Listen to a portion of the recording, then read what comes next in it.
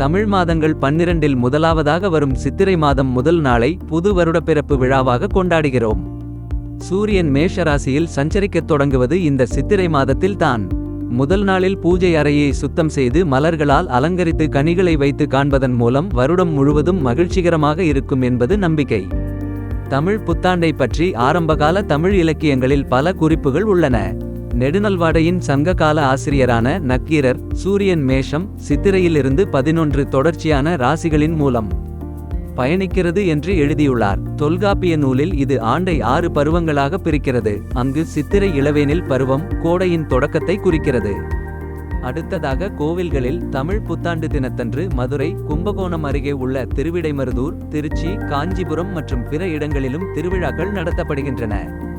கொங்கு நாட்டில் உள்ள சித்திரைக்கனி, விஷுகனி என்றும் அழைக்கப்படும் சித்திரைக்கனி கொங்குநாடு பகுதியில் புத்தாண்டு கொண்டாட்டங்களில் ஒரு முக்கிய பகுதியாகும். இது கேரளா மற்றும் துளுநாட்டின் விஷு கொண்டாட்டங்களுடன் ஒற்றுமையை பகிர்ந்து கொள்கிறது.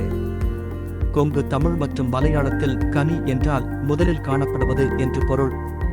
இந்நாளில் மங்களகரமான விஷயங்களை முதலில் பார்ப்பது செழிப்பையும் அதிர்ஷ்டத்தையும் தரும் என்பது நம்பிக்கை.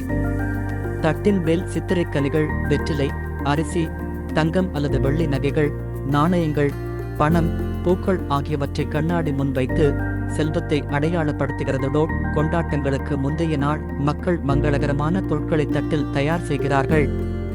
புத்தாண்டு நாளில் பெரியவர்கள் விளக்கு ஏற்றி குடும்பத்தில் உள்ள இளையவர்களை எழுப்புகிறார்கள். கண்களை மூடிக்கொண்டு கனியை நோக்கிச் சென்று வருடத்தின் முதல் காட்சியாக பார்க்கிறார்கள். இந்த பாரம்பரியம் இரு பிராந்தியங்களிலும் குறிப்பிடத்தக்கது. நண்பர்களே, இன்று நாம் சித்திரை திருநாள் பற்றி தகவல்களை கண்டு மகிழ்ந்தோம்.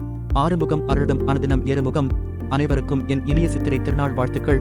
மற்றும் சொந்தம் தொடர எங்களை ஃபாலோ பண்ணுங்க. நன்றி, வணக்கம்.